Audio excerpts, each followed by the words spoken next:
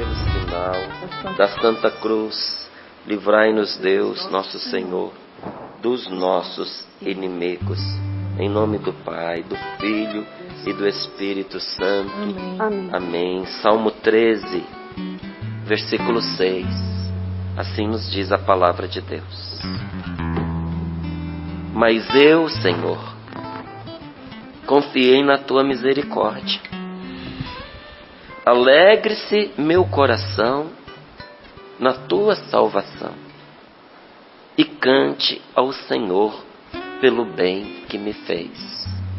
Repito, em oração na presença de Deus. Faça desta palavra a sua oração. Se você puder, até repita em voz alta onde você estiver. Mas eu, Senhor, eu confiei na tua misericórdia. Alegre-se o meu coração na tua salvação e cante ao Senhor pelo bem que Ele me fez. Nós precisamos ter alegria na vida, meus irmãos. Palavra do Senhor. Graças a Deus. Graças a Deus. Nós precisamos ter alegria na vida. Porque se nós esperarmos uma vida sem lutas para a gente ser alegre, nós nunca seremos alegres. A alegria não é fruto de uma vida sem batalhas, não é. A alegria não é fruto de uma vida sem dificuldades, sem dores, sem lágrimas, sem sofrimentos, não. A alegria é fruto de uma vida com Deus. Inclusive eu digo a você, a tristeza abate, mas a alegria levanta. É palavra do Senhor para nós. A alegria do Senhor é a nossa força. Quer ficar fraco, estiolado, derrotado, escangalhado, vencido? Deixa a tristeza montar nas suas costas. Tá ruim? Deixa a tristeza acampar, que aí você vai ver que não estava tão ruim não.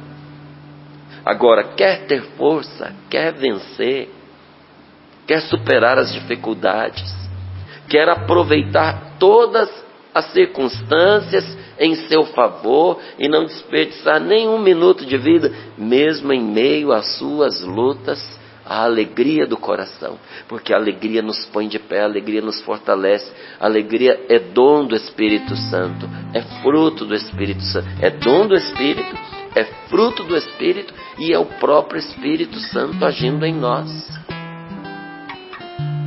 Então, num dia como esse de hoje, independente do que tenha acontecido, nós precisamos pedir a Deus a graça da alegria. Porque o grande motivo para sermos alegres é que nós temos Deus conosco. O Senhor está com você. Está com você nesse momento de vitória, está com você nesse momento de celebração, está com você comemorando a sua vida, não é mais um ano, está com você celebrando a alegria da família que cresce, é a vida nova que está chegando, é o bebezinho que vem para poder fazer crescer aqueles que você ama, não é? É o netinho, é o sobrinho, é um filho que chegou, não é? Às vezes até inesperado, dando susto em todo mundo, mas depois que passa o susto, meu Deus, que alegria! E o Senhor está conosco em todas essas coisas. Inclusive quero dizer a você que recebeu a notícia de uma gravidez que você não esperava e você está com seu coração apertado. Seu marido ficou triste, não é? Porque não sabe como é que vai fazer para, em meio a tantas dificuldades, dar conta de mais um filho. Posso contar um segredo para você?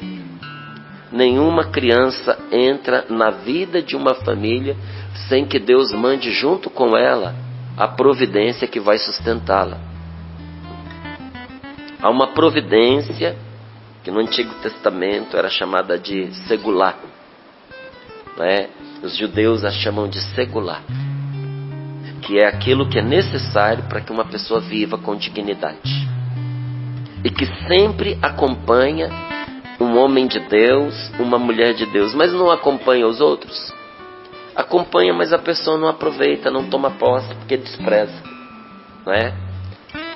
Deus não deixa de abençoar as pessoas que viram suas costas para Ele, mas de costas para Deus, elas nem sequer se dão conta das bênçãos que são derramadas e por isso não aproveitam. Mas você que tem fé, não se deixe desanimar diante de algo tão feliz, tão alegre, que é a vida que vem chegando. Coragem, mas a gente não sabe o que fazer. Não sabe agora, mas vai descobrir, né? Deus vai abrir os caminhos como Ele sempre fez. Quando na vida de uma família Deus encontra fé, Ele faz naquela família o que Ele fez com o povo de Israel na saída do Egito. Ele abre caminhos à sua frente, nem que tenha que abrir um mar vermelho, mas abre caminho à frente da gente para que a gente possa avançar. Então, se abater com um dom, com um presente, quanta gente rezando e pedindo a Deus a graça de uma gravidez, de um filho. Então vamos lá, levanta a cabeça, ânimo, coragem e bola para frente. Mas o Senhor está conosco também nas nossas dores. Eu abracei uma senhora, já com 84 anos, perguntei para ela, e aí, está tudo bem com a senhora? Ela disse, tirando as dores. Não é? Mas eu falei para ela, queria eu, né, e quero chegar na idade da senhora de pé, rijo, alegre, uma conversa boa, uma cabeça lúcida, não é? As dores não foram suficientes para poder obscurecer a alegria dentro do coração dela. Sabe qual é a razão? Deus, o Senhor, quando Deus está presente, nem dor, nem sofrimento, essas coisas não nos abalam, gente. Incomoda um pouquinho, às vezes sim, mas não nos abalam, porque nós temos o Senhor. Então, existe alguma razão que justifique a gente perder a nossa alegria? Existe alguma razão que justifique você se arrastar triste nesse dia de hoje? Alguém se arrastar triste? Existem duas, mas somente duas razões que justificam a tristeza na vida de uma pessoa. Primeira, se nós ainda não voltamos para Deus o nosso coração. Se você ainda não voltou para Deus o seu coração, você pode querer ficar alegre, mas a sua alegria não vai dar conta. Sua alegria vai ser, sabe, como um isqueiro que está acabando o gás, né? Já viu? Às vezes dá aquela chamazinha que não serve para quase nada e já apaga, sabe? É um lampejo que quando menos você espera já se foi. Se nós não voltarmos o nosso coração para Deus, nós vamos andar tristes e abatidos por qualquer coisa, como a gente leu ali aquele trechinho no livro. Qualquer coisa vai abater a gente. Nós vamos desanimar pelos motivos mais desprezíveis se nós ainda não voltamos o nosso coração para Deus. E isso está ao seu alcance. Você pode fazer isso agora. Esse é o primeiro motivo. Segundo motivo para a gente ficar triste. Se nós já encontramos a Deus, se nós já voltamos o nosso coração para Deus, mas resolvemos cair e permanecer em pecado. Experimentamos a Deus, mas estamos em pecado. Porque daí vem o pecado e rouba a alegria, a nossa alegria. Mas a não ser por essas duas causas, de você não ter encontrado a Deus, ter voltado para o seu coração, ou tendo encontrado a Deus, não é? Estar em pecado, fora essas duas causas, nós não temos por que ficar tristes, nós não temos por que ficar abatidos, pois tudo mais, todo o resto, todas as coisas que acontecem, elas podem ser trazidas diante de Deus em oração, em súplicas e com ação de graças. Há 12 anos atrás eu fui pregar um retiro num lugar. E aí eu tinha pregado lá e uma senhora levou o seu filho para eu rezar por ele. O rapaz tinha câncer. Ele já tinha passado por 11 intervenções cirúrgicas. E numa das cirurgias ele retirou um tumor de 1,5 kg. Naquele dia, esse rapaz estava lá com ela, eu tive a oportunidade de rezar por ele. 10 anos depois, eu encontrei com essa senhora e ela disse, depois daquele dia, depois da oração, nunca mais ele teve nada. Está completamente restabelecido, curado, trabalhando. Então me permita repetir para você. Tudo o mais pode ser levado diante de Deus. Mesmo aquilo que ameaça a nossa vida. Levado diante de Deus em súplicas e em ação de graças. Deixa eu contar para você uma coisa.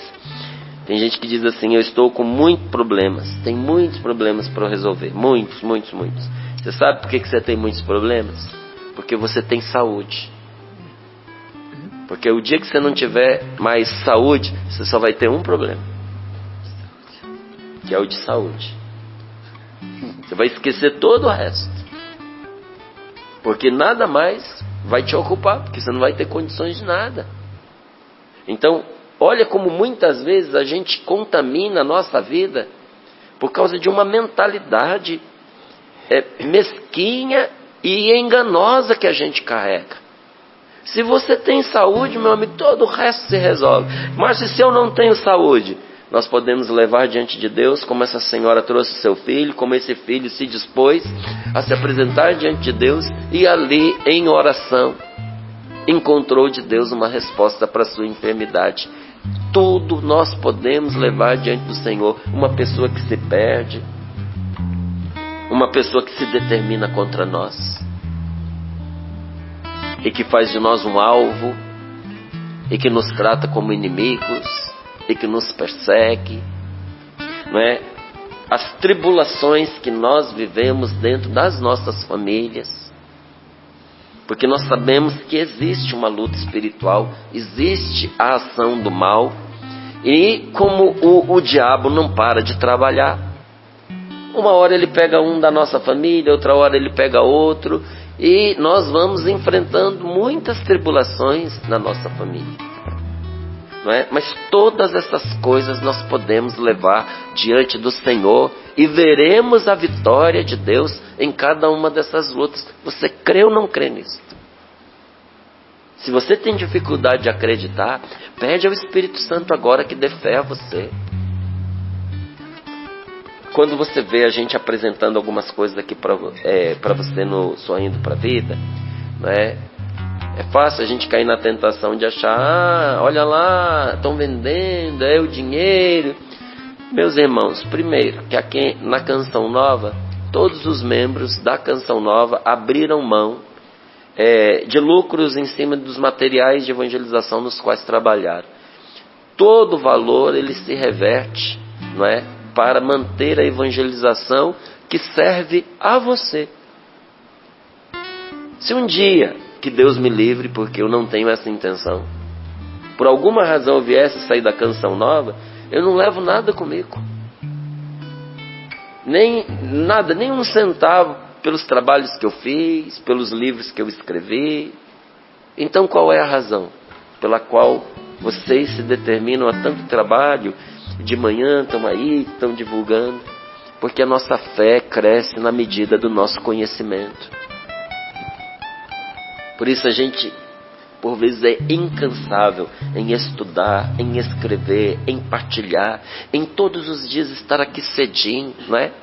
Quantas vezes para poder estar aqui cedinho, partilhando a palavra de Deus, nós tivemos que ficar até tarde acordado, chega de viagem, é cansado, tarde da noite, mas é preciso preparar-se para esse momento que nós vamos estar juntos aqui no Sorrindo para a Vida, não é? Dá para você ficar, ir no improviso. Quando é só você e Deus, a coisa mais fácil, você se larga ali na presença do Senhor. Mas aqui somos Deus e nós, a responsabilidade um com o outro, não é? A gente tem a mesma tarefa de uma pessoa que prepara a mesa para receber um convidado, faz um prato especial, não é? Diversifica, arruma direitinho. Com a palavra de Deus, que a gente vai servir para outra pessoa, também é assim. E por que se faz isso? Porque a nossa fé cresce na medida em que a gente conhece. Você precisa pedir a Deus fé. Fé para você fazer esses enfrentamentos e colocar aos pés de Jesus as situações que te estão incomodando, estão perturbando, levá-las diante de Deus em oração, em súplicas e em ação de graças. Em oração, em súplicas e em ação de graça. Por que em oração, súplica e ação de graça? Porque em espírito de oração se colocar na presença de Deus. E súplica, porque devemos pedir a Deus o que a gente precisa. Mas Deus não sabe? Deus sabe. Às vezes quem não sabe é você, que não sabe o que você precisa. E você descobre na oração. Às vezes você acha que você precisa de uma coisa, e na oração Deus te mostra que você precisa de outra. E ao suplicar, o nosso coração se abre, porque a súplica nos coloca numa condição de humildade, nos faz reconhecer quem nós somos e quem é Deus, e que dele nós dependemos. Olha, a súplica é uma bênção. E Jesus diz, inclusive numa parábola, ele diz: havia numa cidade um juiz injusto que não atendia ninguém e dizia: eu me basto a mim mesmo, eu não temo a Deus, eu não tenho medo de Deus, eu não acredito em Deus e eu faço o que eu quero. Aí diz: mas naquela cidade também havia uma viúva que tinha sido lesada e que precisava que se fizesse justiça. E todos os dias esta viúva batia na porta do juiz e pedia socorro, e pedia ajuda, e pedia que ele fizesse justiça. E ele, coração endurecido, ele não fazia justiça àquela mulher, e ainda dizia: eu não vou fazer, porque eu faço o que eu quero, eu não tenho medo de Deus. Um dia esse homem acorda e diz: eu vou fazer justiça a essa mulher, porque ela está acabando comigo. Todo dia ela está batendo na minha porta, todo dia ela está me perturbando. Vou fazer justiça a ela antes que ela me agrida. E aí Jesus termina dizendo: se esse homem mau é capaz de fazer justiça, porque essa mulher não parou de suplicá-lo, incomodado com as suas preces, imagina Deus, que é Pai, como não atenderá a súplica dos seus filhos, dos seus necessitados, dos seus pobres. Levar diante de Deus as situações em súplica. É impossível que Deus não te atenda. Ele vai te atender. Mas eu já pedi, Márcio, e eu não recebi o que eu pedi. Tem uma grande diferença entre receber o que você pediu e ser atendido por Deus. Às vezes Deus vai te atender, não vai te dar o que você pediu, mas vai te dar algo melhor, algo maior. Vai te dar algo que realmente vai ser útil e que vai fazer a diferença na sua vida. Algo que não vai prejudicar você, mas que vai ser salvação para você. Então, recorra ao Senhor. E a palavra de Deus, em muitas situações, nos manda ir à missa, tá? Porque se você percorrer ali o Novo Testamento, você vai ver que quando se fala da reunião, da ação de graças, do partir do pão, não é? Que os fiéis estavam reunidos, era a missa. E a palavra de Deus nos manda ir à missa para sarar todos os nossos males. Nós precisamos ir à missa para curar as nossas doenças, porque a missa é sacramento de cura. A Eucaristia é sacramento de cura. Eu não entendo uma pessoa que vai pedir para os outros oração, mas ela não se confessa e ela não vai à missa. A palavra de Deus nos orienta. Se você pegar a palavra de Deus no Eclesiástico 38, você vai ver ali o passo a passo que uma pessoa precisa fazer para ser curada. Meu filho, se estiveres doente, não te descuides de ti, mas ora ao Senhor que te curará. Está lá. Qual é o primeiro requisito? Ora ao Senhor que te curará. Rompe com o pecado. Purifica-te de todo pecado. Aí depois vem, oferece ao Senhor um incenso e uma oferta de uma oblação da nata da farinha, do trigo. Onde é que você oferta para Deus, no momento de celebração, o fruto do trigo, que é o pão, é a Eucaristia. Aí depois diz, e em seguida dá lugar ao médico, porque ele foi criado por Deus, e você precisa dele. E diz que quem não honra o que o médico lhe diz, peca contra Deus. Mas olha o caminho da cura. Primeiro orar ao Senhor, depois afastar-se do pecado, a confissão, depois ir à Eucaristia. Está lá bonitinho, você vai poder até ler com as palavras da Sagrada Escritura, e você vai perceber que já ali no Antigo Testamento o Espírito Santo já estava nos avisando do que viria com Jesus, porque a missa veio com Jesus, só depois dele, no Novo Testamento. Mas lá, o Antigo Testamento aponta o tempo inteiro para o Novo.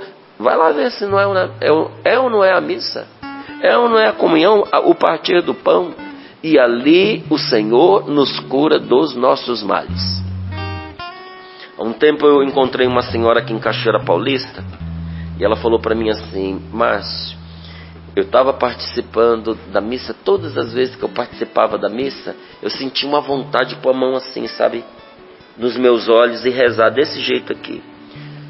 Eu não sei explicar, mas foram assim, semanas eu rezando desse jeito. Eu comungava e eu colocava a mão assim nos olhos. Aí teve um dia que eu estava na missa, e quando eu fui pôr a mão nos olhos, eu senti dentro de mim assim, um pensamento muito forte que dizia: vai ao médico. E aí eu fui ao médico. Quando eu cheguei no médico, ele me pediu uma série de exames. Eu não fui por nenhum motivo, eu fui para fazer um check-up. Falei: doutor, eu senti que eu deveria fazer uns exames, check-up. O médico pediu uma série de exames para ela. No dia ele falou para ela: tem duas notícias para a senhora, uma notícia boa e uma notícia que não é tão boa. Aí ela então fala primeiro a ruim: doutor, a notícia ruim é que a senhora está com câncer, a senhora está com um tumor atrás do seu globo ocular, aí atrás da sua vista. Ela: nossa, e qual é a notícia boa? A notícia boa é que esse tumor, aonde ele está, ele não dá para percebê-lo. Quando a pessoa descobre, já é tarde demais, porque ele cresceu muito, ele é imperceptível, ele é silencioso, e quando você descobre, ele já fez um estrago muito grande. E a boa notícia é que o da senhora está minúsculo, e vai dar para a gente operar a senhora sem nenhuma sequela. Eu, admirado, falei: olha o fruto da oração da senhora lá na Santa Missa. Deus não só conteve esse mal, como avisou a senhora. Eu falei: e aí, quando é que vai ser a cirurgia? Ô, meu filho, já foi, tá aqui. Que joia. Aí eu pergunto a você: você tem coragem de dizer para essa mulher que não foi Deus quem a curou? Aí alguém vai dizer: Márcio, mas ela foi curada pelo médico, através da cirurgia. Meu filho, ela não é nenhuma tonta, é claro que ela sabe disso. Ela foi no médico, o médico fez a cirurgia. Mas olha como é que foi que a coisa começou. Deus se vale, inclusive, do médico, do remédio, da oração de uma pessoa, de um cuidado de alguém, para nos curar. Ele pode nos curar diretamente? Sim. Sem intervenção de outras pessoas? Sim. E por vezes ele faz isso? Sim. Mas ele também escolheu nos curar através uns dos outros. Por isso que tem uma palavra que diz: orai uns pelos outros para serdes curados. Confessai os vossos pecados uns aos outros para serdes perdoados. Quando nós resolvemos abrir o nosso coração com gente boa, com gente santa, com gente séria, para contar as nossas fraquezas e pedir oração, o Senhor nos liberta e perdoa os nossos pecados. Por isso que nós temos o sacramento da confissão. E quando nós oramos uns pelos outros, Deus nos cura. Que coisa maravilhosa! Então, em relação às necessidades, às dificuldades e todas as tribulações que nós passamos, em cada uma delas, em cada situação dessa, em cada circunstância que nós enfrentamos, nós vamos experimentar o amor e o poder do Espírito Santo se nós confiarmos. Você vai experimentar o amor de Deus, a assistência de Deus, o socorro do Espírito Santo, a sua força salvadora. Se você confiar, você precisa de fé. Você precisa conhecer a Deus. E olha que coisa maravilhosa, a partir de um versículo. Mas eu confiei na tua misericórdia. Eu confiei. Aqui que está a fé, ó.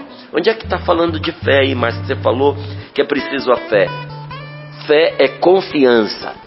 Eu confiei na tua misericórdia. Fé é confiança? Sim. Confiança quando você não vê. Você ainda não viu. E mesmo assim você confia.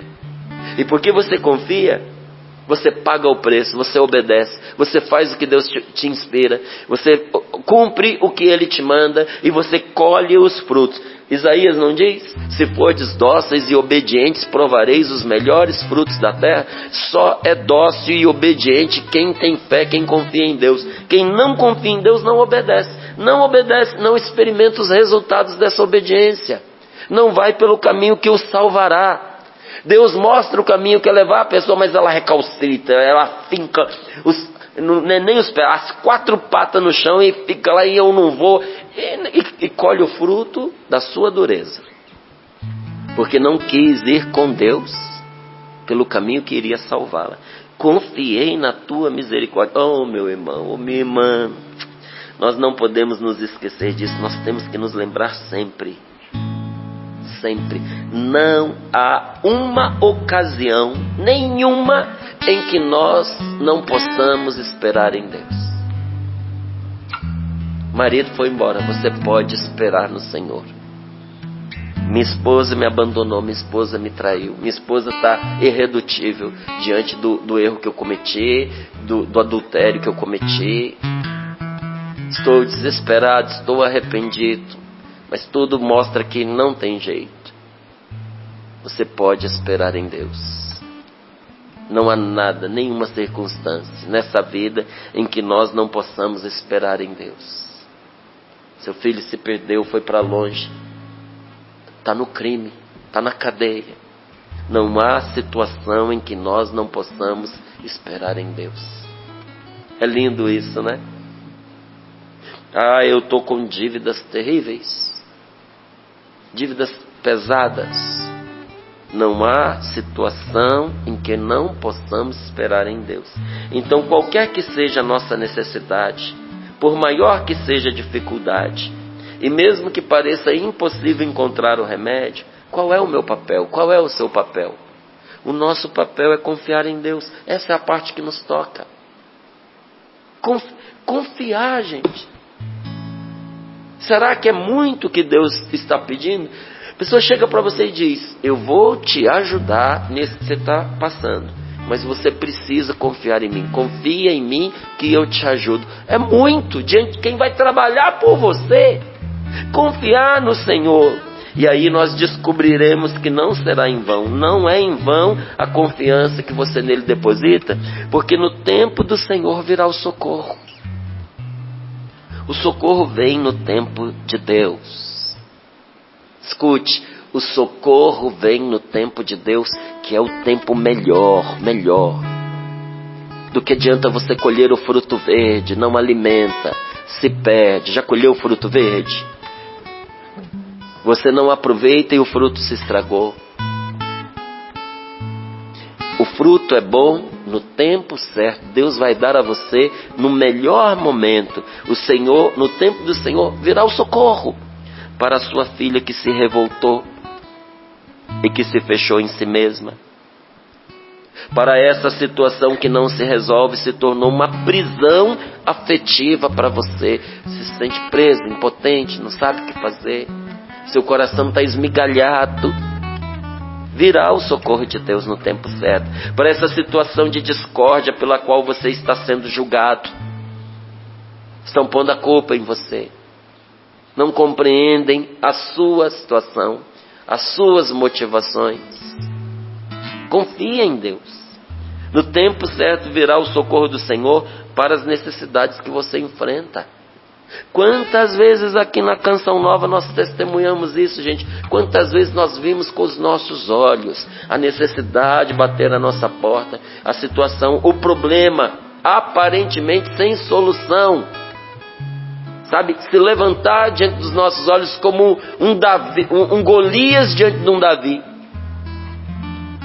E nós confiamos e permanecemos e insistimos pensando assim: a obra é do Senhor, Ele sabe o que fazer, é Ele quem fará. A minha parte é ser fiel e cuidar do que Ele me pede. E a gente testemunhar, ver Deus abrir o caminho à nossa frente. Sabe, quando parecia impossível qualquer auxílio, quando parecia impossível algum socorro, lá surgia o auxílio de mil maneiras e por vezes inesgotáveis. Quantos anos, né? Dezenas de anos a Canção Nova vive assim. Todo mês uma luta. Você que é da família, você já se acostumou. Quando a pessoa está começando com a Canção Nova, ela se apaixona. Depois de um tempo, ela fica meio irritada com esse negócio de a campanha, pedir, porque a gente não tem propaganda comercial. Como é que vai manter no ar um sistema de comunicação? E depois de um tempo, você não só se acostuma, como você começa não só a ajudar, mas a divulgar e a pedir também. Verdade ou não é verdade que é assim? E olha, nós vimos coisas tão maravilhosas nesses anos todos. Deus pode nos ajudar porque Ele tem os seus próprios recursos. Você está limitado, Deus não está limitado. Então a nossa parte consiste em colocar o problema na presença do Senhor com toda simplicidade e derramar o nosso coração diante dele dizendo. Até se você quiser, grava aí. Depois você volta o programa para você assistir. De novo a oração. Derramar o coração diante dele e dizer: eu não mereço que o Senhor me ouça. Eu não mereço que o Senhor responda aos meus pedidos. Eu não mereço. Mas posso recorrer ao Senhor por causa de nosso Senhor Jesus Cristo.